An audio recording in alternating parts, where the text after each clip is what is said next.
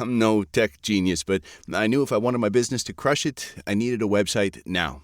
Thankfully, Bluehost made it easy. I customized, optimized, and monetized everything exactly how I wanted with AI.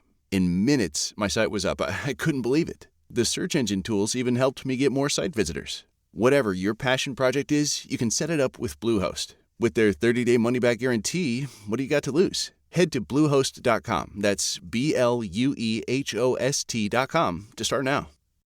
With summer closing down and schedules ramping up, finding time to work out feels almost impossible. But with Tonal, you get fitness that fits your life. Tonal lets you train at home, combining the convenience of a full gym with the expertise of an always-on personal trainer in one sleek system. Zero drive time, zero wait time. Tonal is designed to reduce your mental load, too, trading your workout planning for the workout doing that delivers results. No more second-guessing your technique. Tonal gives you real-time coaching cues to dial in your form and help you maximize every rep. No wasted time, no wasted effort. After a quick assessment, Tonal delivers personalized resistance that adjusts automatically as you get stronger to keep you challenged. And Tonal tracks your progress to take the guesswork out of working out, whether you're choosing an expert-led strength, arrow hit, yoga, or mobility workout. Want to see how Tonal can help you maximize fitness in minimal time? Try Tonal now at Old Orchard to experience the ultimate strength training system firsthand. And with both hands, Tonal at Old Orchard is ready when you are. You know that little voice in your head that tells you you're not good enough or makes you play small when you know you're meant for more? It is possible to get rid of those limiting beliefs for good. You can break free from the patterns that have been holding you back in life, health, relationships, even your sense of self-worth. Sound too good to be true? I promise it's not, and we're going to talk about it today.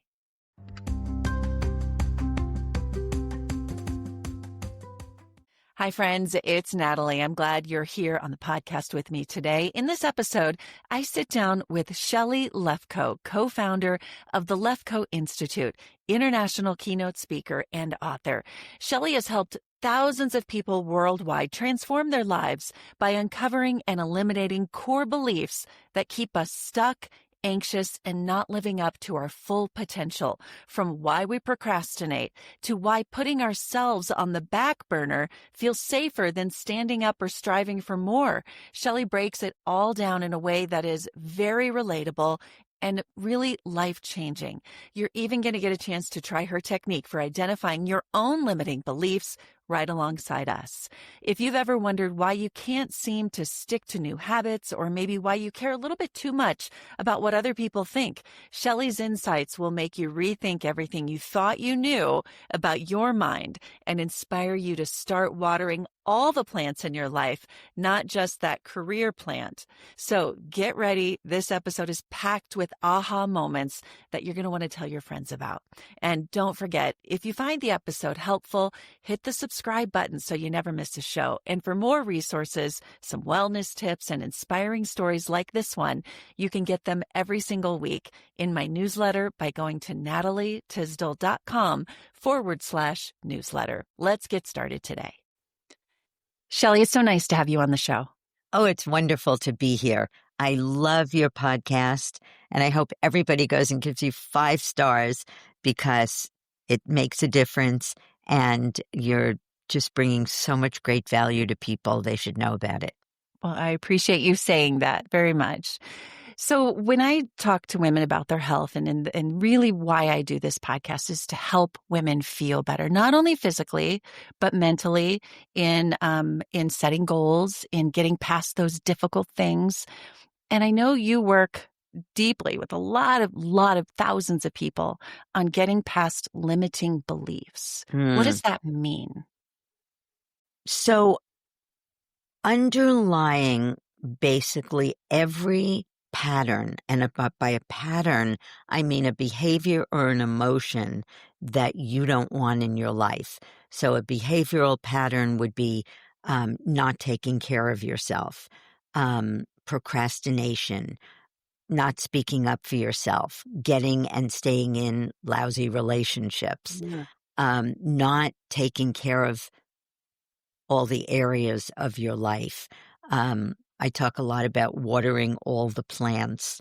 And, if you had a lot of plants, and I notice you have a few back there, you would never water just one. So in our lives, we water our career plant to death, but our relationships are, dying. I'm And going to they're tell not. you that these all these Yeah. plants behind me, if you're Yeah. watching on YouTube, Yeah. some people are just listening.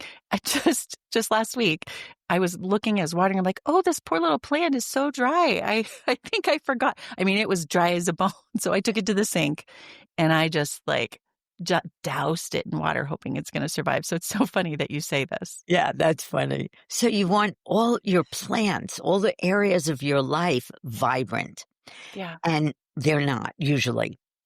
And underlying all of so the behavioral patterns are behaviors that you don't want.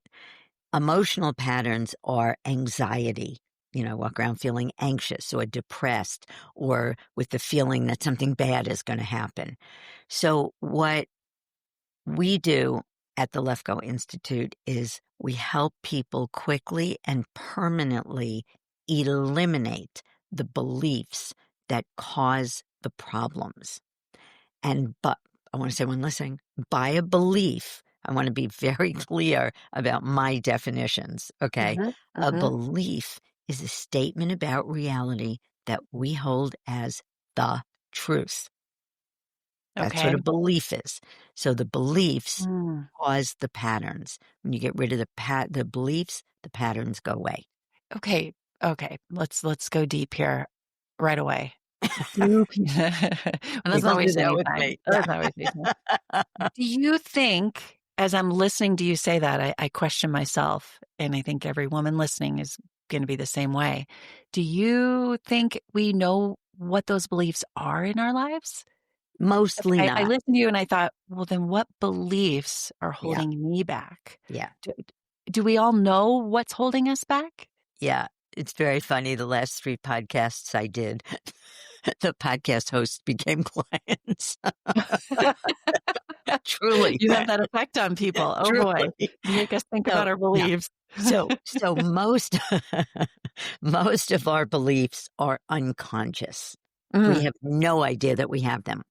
And if you listen to everybody, that little voice in your head that talks to you all day and says, "Oh, don't say it. It's stupid," or "They know Mm. that," or "Oh, you could never do that," or you say, "I'm going to start a business," and that little voice goes, "Who are you to start a business?" Right? But you So don't even know that voice is in your own head. exactly. And when you Yeah. start listening to it, Mm. you're going to start becoming aware of what your beliefs are. So that's the first way to find out that you have beliefs. But you first have to know there's something that you want to change. And I spoke in the city last night at Parlay House for women, and we had a rip roaring time looking at and people got couple of women got really triggered because they had never thought about their beliefs. And when I started talking about how many of you have things that you want to do in life, like Natalie, you went for it. You became a journalist and a newscaster, and you got there. But so many of us, and we're able to say, "I'm not happy," and walk away. And so many of us have beliefs like, and this is what we were talking about at the beginning before we came on, what makes me good enough is being famous or achieving things or having a lot of money.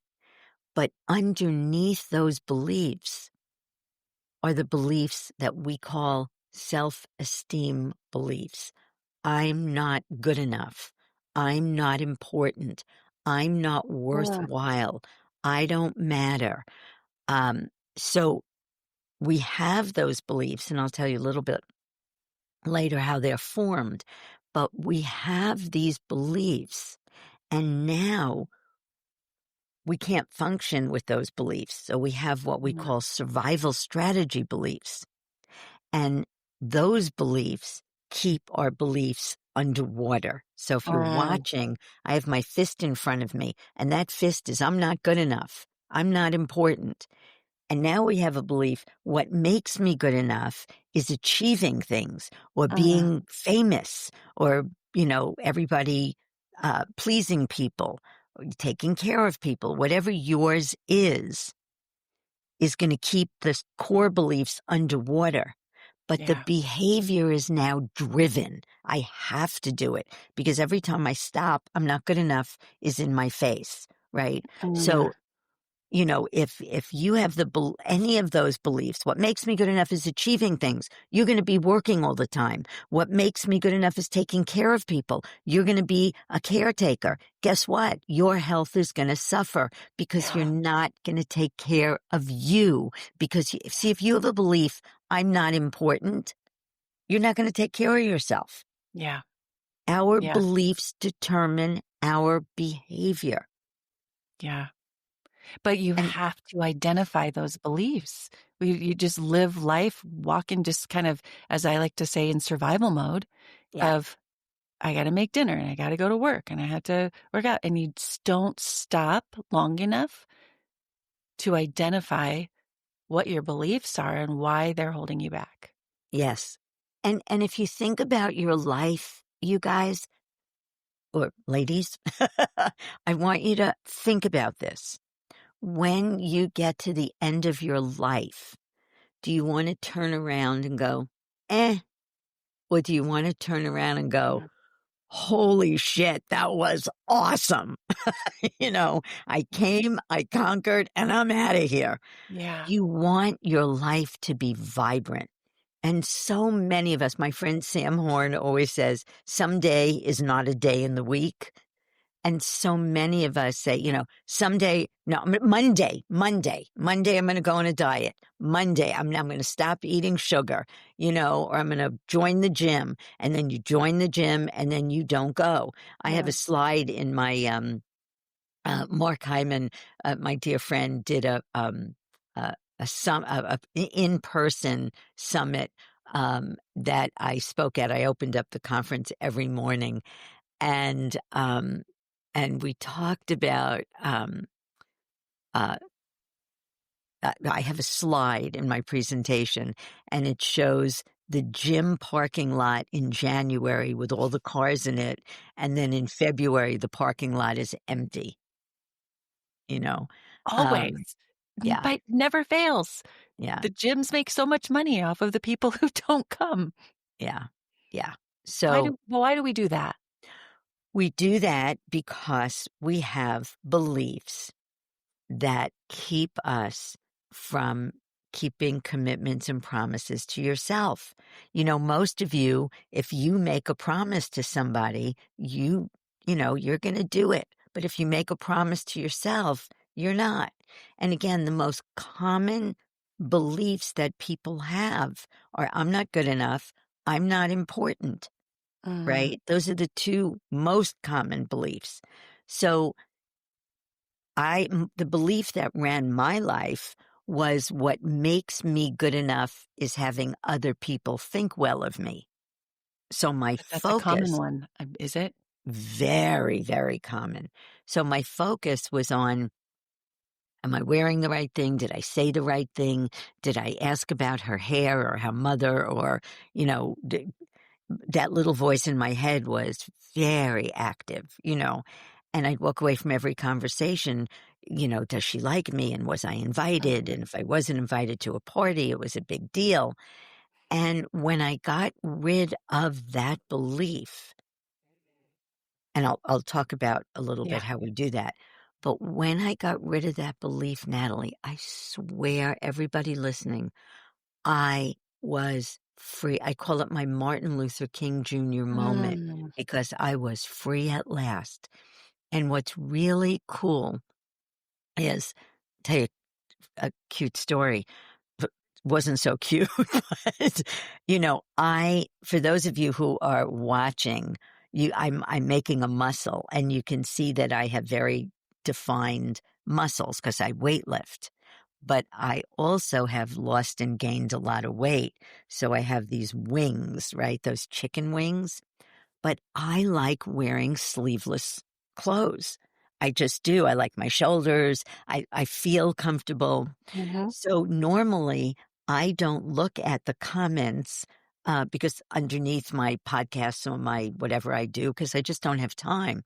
So I got a Google alert the other day, and there was a me speaking in front of a crowd, and I didn't recognize it. So I clicked on it to see what it was, and I see all these comments, and I start reading them, and they're, oh, I love her. She's wonderful. Great stuff.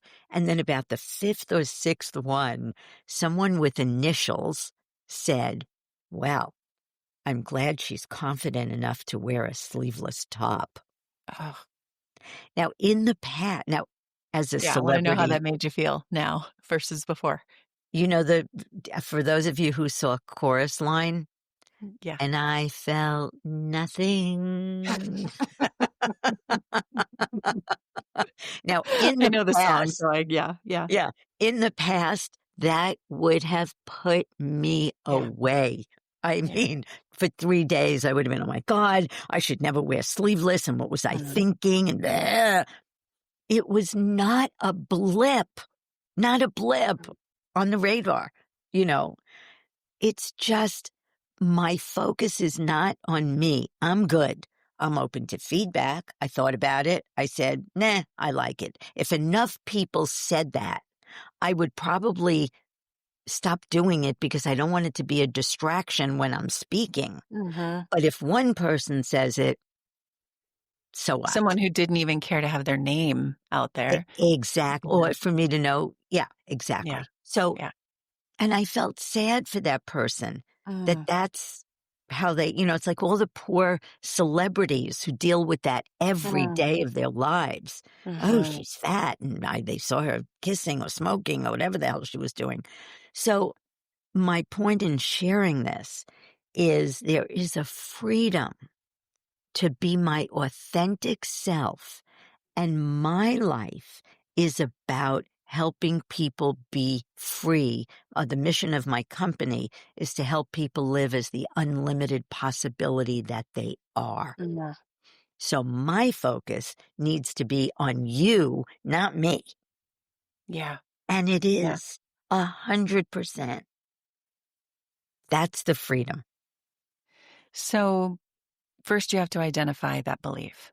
That's Mhm. important. You said what yours was. And I imagine we have a lot of these beliefs, not just one. Is there one primary that holds you back, but you have No, others? great question. So if I'm going to use I love metaphors, obviously. So you have a messy desk and you don't want to have a messy desk, right? So everything on your desk is a belief, right? So I take my iPhone off the desk. I take my glasses off the desk. I take the water bottle off the desk. Now that area of the desk is clean, but I still have to take off everything on my desk to have a clean desk. So underlying, I'll give you a good example. Fear of public speaking.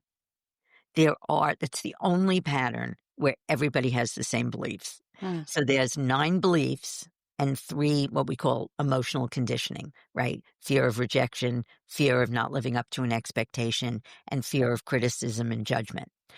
But there are 9 beliefs. I'm not good enough. I'm not important. Mistakes and failures are bad. If I make a mistake, I'll be rejected. What I have to say is not important.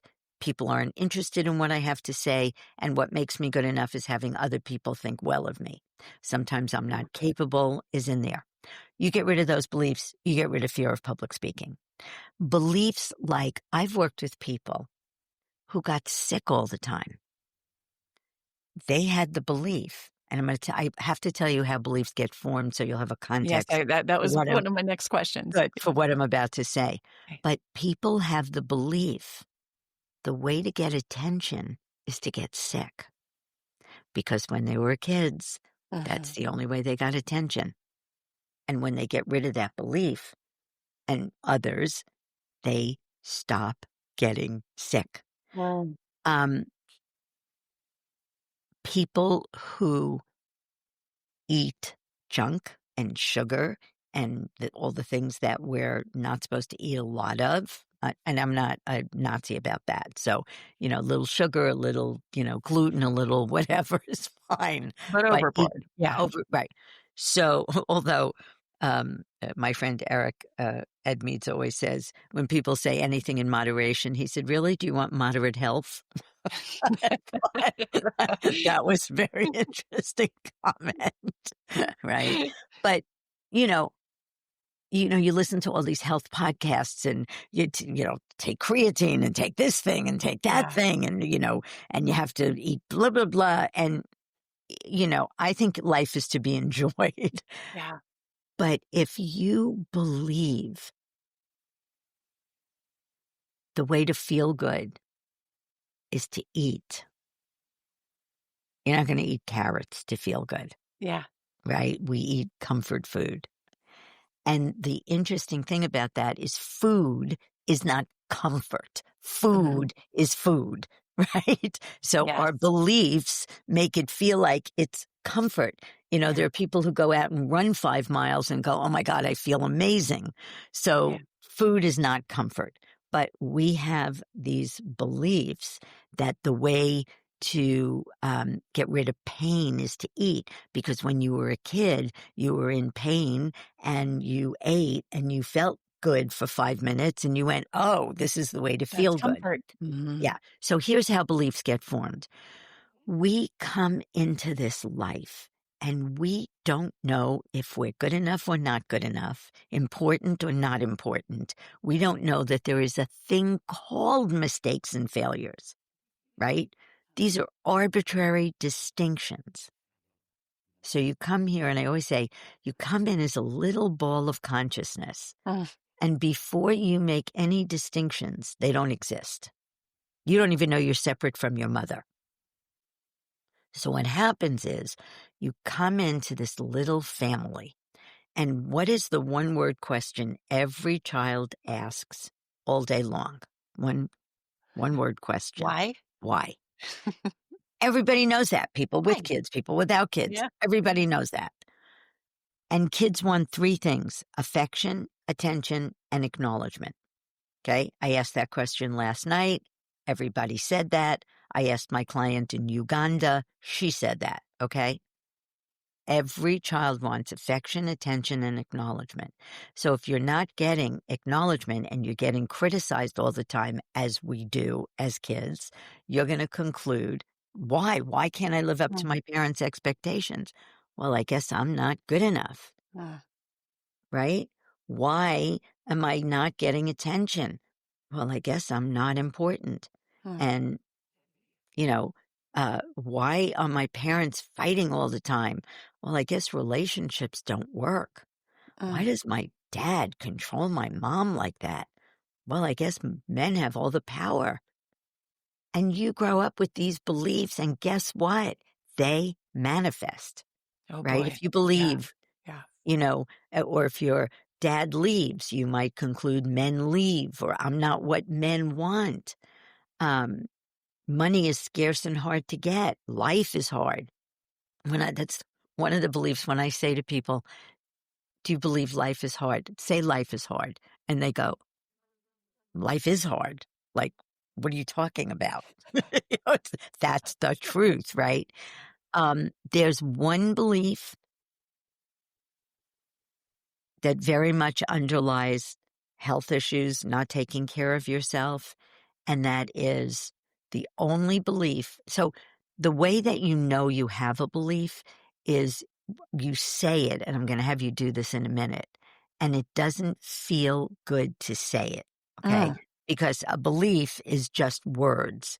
And, if you say I'm a monkey, that doesn't feel anything, right? Right. So we create beliefs based on what happens to us when we get here, okay? Now, once you have I'm getting nervous. I'm like, oh no, something's going to come out. I don't know. So I'm being honest with you. Like, you're going to ask me a question. I'm starting to feel nervous about what is it that I don't know what these beliefs are. So, So, okay, continue. okay. I had to tell you what was going on in my head and Thank my you. heart. Okay. So we form beliefs based on what happens when we get here. Now we Yeah. have self-esteem beliefs, right? I'm not important. I'm not good enough, whatever. Now, one day, you get acknowledged for grades and goals. You can see I like alliteration. Grades and goals, right? So you conclude what makes me good enough Yeah. or what makes me important is achieving things. Yeah. You know, maybe you're in sports and you get applause and everybody's going, oh my God, she's the best. You know, Yeah. now you become a workaholic because if what makes you good enough for your achievements, you have to keep achieving. And if you're a workaholic, guess who's not taking care of their health? You're on the way home, you're stopping for fast food. You tell somebody, go out and get me lunch, and you have a sandwich at your desk. So your health starts to deteriorate. This is if you have the belief you have to work hard to make money. Your Yeah. parents worked themselves to death. You watched. And the interesting thing is people who have the belief you have to work hard to make money generally don't make a lot of money. They just work hard. They make money. They make a living. But people who are very, very wealthy mostly don't work hard in a lot of cases. They Yeah. learned how to staff it out. Richard Branson says, I love to start businesses. I don't like running them. Yeah. So he hires people Hire to a bunch run of his people. businesses, and he's on Necker Island having a great time, right? Yeah. So I'm going to keep bringing this back to health because this is a health podcast, but we have areas of our lives where we're watering them to the detriment of our health. Yeah. Yeah. It all makes so much sense. And yet here in my 50s, and for many people, they still don't identify with what that belief is that they're holding so tight to. So again, it's not that belief. It's a lot of beliefs. Okay. So we have a program that gets rid of 19 of the most common self-esteem beliefs, including what makes me good enough is having other people think well of me, and including mistakes and failures are bad. It's a great program. It's not expensive. And I'm going to give you an opportunity at the end to eliminate a belief for free. So you will see, because I don't have time to take you through it. But I want everybody take a deep breath. Okay? Yeah. Now, if you're in a place where you can do this, I want you to say out loud, I'm not good enough. I'm not good enough. Now say, I'm a monkey. I'm a monkey. Now, the question is, do they feel the same or different? Yeah. Now, if it didn't feel good to say, I'm not good enough, it's because you have that belief. And let me tell you, standing in front of the mirror, doing affirmations and saying, I'm good enough, I'm good enough, I'm good enough. Number one, the only person who has to do that is somebody who believes they're not. So you're reaffirming it. Right. Second thing is, here's a belief. So I know most of you aren't watching, but I have a fist in front of me. That belief is I'm not good enough. Okay? Now watch. I'm good enough. I'm good enough. I'm good enough. I'm tapping my fist in all over. You can't put something where there is already something. So you have to disappear the fist. I'm not good enough. Now you don't have to stand in front of a mirror. I don't get up in the morning going, I'm good enough. I'm good enough. Yeah, I never really understood that. I mean, I believe we should, especially for kids, like you tell them certain things that they start to believe, but I've never really understood that whole notion of like, just keep telling yourself this thing and it'll change. Like, it's so silly. It's so silly. And it's exhausting. Even It if is it's working for exhausting. you. Who wants to spend their life doing that? Yeah. Yeah. You know? So if you look at your life and you say, what's not working? So I always say to people, what do you want to change? Right? That's my question. What do you want to change? If you're happy, knock yourself out. But look at your life. What do you want to change? Are you taking care of you? I'm not saying to the detriment of your children or your partner or your work, right? Listen, my husband died 10 years ago. I am the people girl. You can put me in front of an audience of 5,000 people. I'm good. Run a business? Are you kidding me?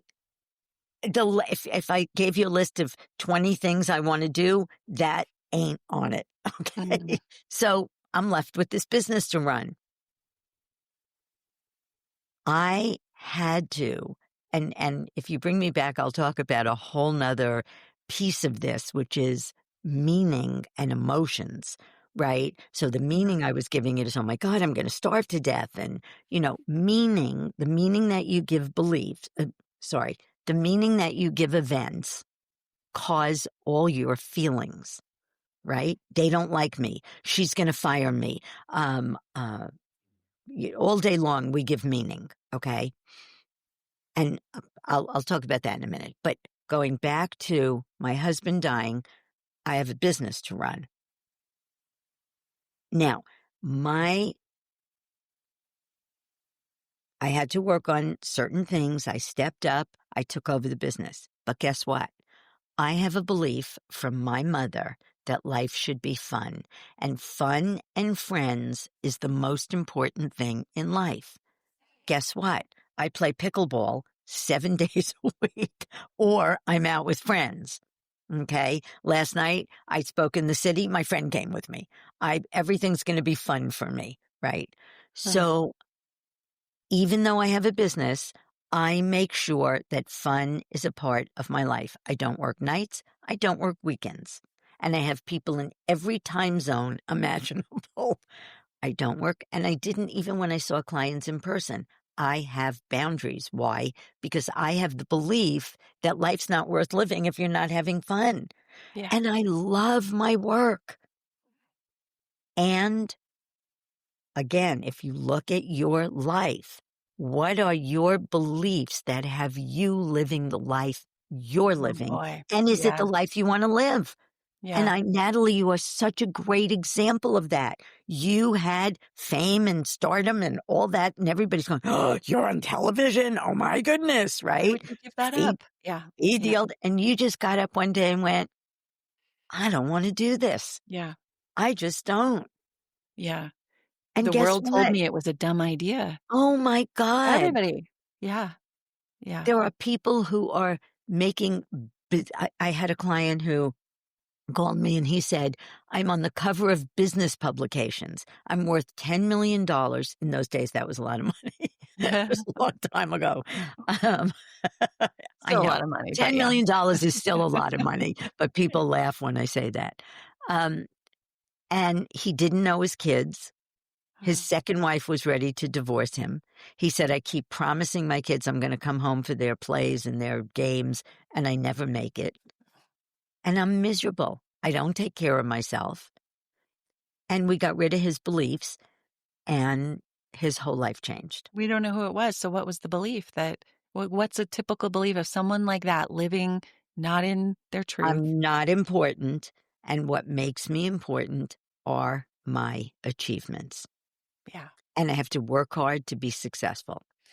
Okay. So I know you've got a whole program in this, but give us a snapshot. How do you get rid of the belief? Okay. So I want you to imagine you think Natalie doesn't like you.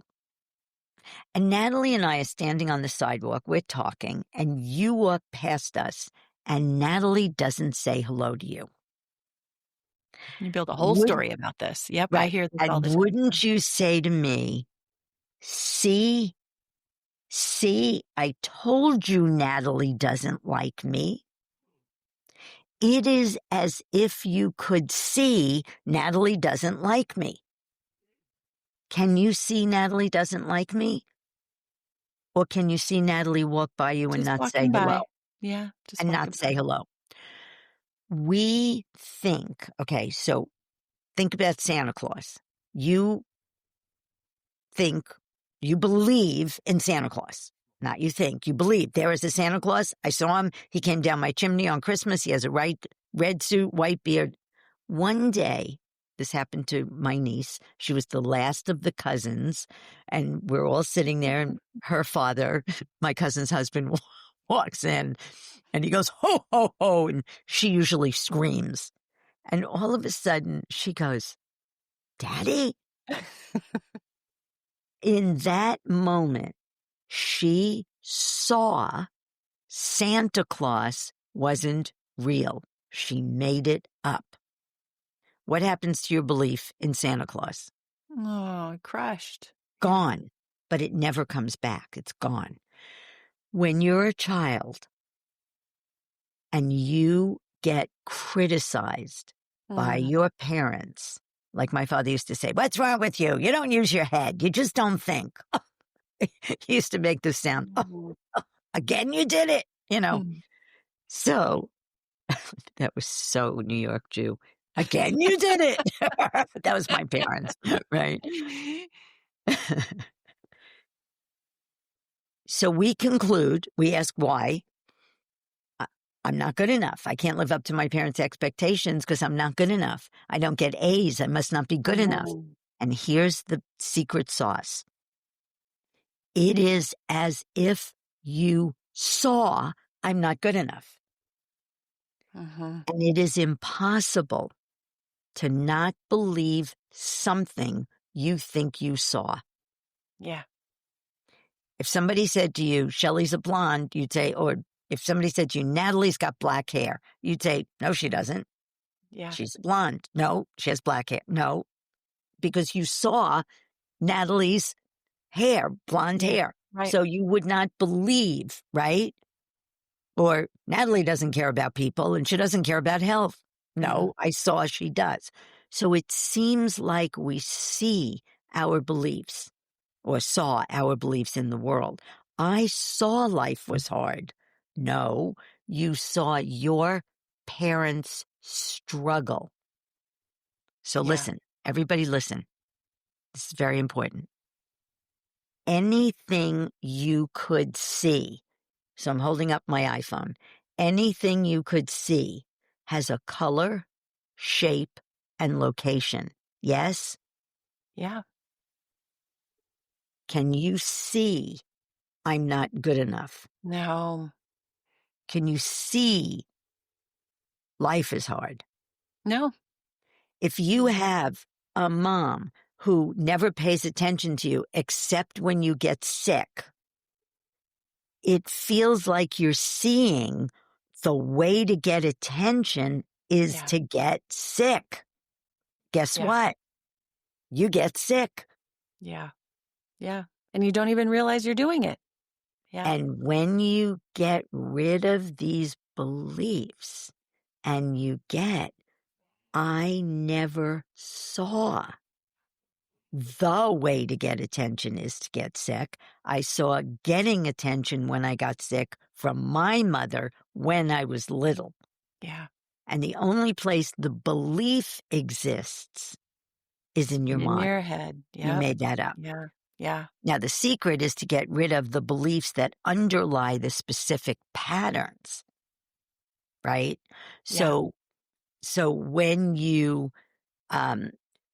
go to, so if you go to at Shelly Lefkoe, Lefkoe, at Shelly Lefkoe, and you write Breakthrough 27 on Instagram, we will send you access to eliminate a belief for free so you can have a sense of how to do it. And then that takes you to a program we call Natural Confidence, which is getting rid of 19 of the most the beliefs that really underlie every pattern. In other words, no matter what you're going to work on, if you ever worked with me or whatever you're going to work on, these beliefs are the most important ones to start with. They're the self-esteem beliefs. Once you get rid of that, now, they're not the illness beliefs, but if you get rid of I'm not important, you'll start taking care of yourself. Yeah. Maybe. You got to look at And if you ask yourself the question, what would someone believe to not take care of herself, but to take care of others? Mm-hmm. Other people are more important than me, Yeah. Yeah. you know, and we have those, our parents tell us things like that. If you take care of yourself, you're selfish. Mm, Give me a few examples. Before we started, you were sharing with me, I know you've worked with some high profile people, you've worked with average people, like everybody, so many different people. But give me a few examples that maybe someone can relate to. Okay. So, God, I have thousands. I know you do. Some favors. The big So ones. your health guys. So Mark Hyman, Dr. Mark Hyman, Love him. Yeah. love him, love him, love him. So he's my friend. And he came to me and he was a workaholic. And he shared this on his podcast. So you feel you can so share his story. so I can share it. So he came to me and he was a workaholic and he was very, very driven and he was exhausted and his health was suffering and we got rid of beliefs. He had a stepfather who was horrendous, just horrendous. And he had the same beliefs everybody else has. I'm not important, and what makes me important is achieving things and and helping people. And he was like driven to do that. And now he doesn't feel driven anymore. He took a break for a while. It was very exciting. And now he does what he does out of love, and he only does the things that he loves, but he's no longer driven. He's not proving anything. He doesn't have to do it. Mm. It's really about his incredible passion to help people. And he is so passionate about that drives him, not his beliefs. Yeah. I had a client who, oh God, I'm so afraid to share this. You don't have to give I've had some miracles. I had a client who had MS, who is now not walking with sticks anymore. Mm. She got rid of, I can't remember what her beliefs were. I've worked with, I talked about the workaholic. My most exciting client was somebody who was sex trafficked, and she had PTSD, severe. Oh, I will talk about that. She's amazing now. She goes out. She just had a spread in Vanity Fair. She did a photo thing at a political rally, and she wasn't working. She wasn't functioning, and now I call her Miss Normal. She's amazing. And in like 20 sessions, I mean, it wasn't like, she was with me for 5 years. That's the thing I love about my work. It's fast. You don't have to sit in therapy for 15 years. Yeah. But I do want to talk about this one last thing. Sexual abuse survivors have beliefs, and that can result in eating disorders. It can result in self mutilation. It can result in all kinds of things. Okay. So that's my favorite population of people to work with, people who were either incested, raped, or just molested as kids.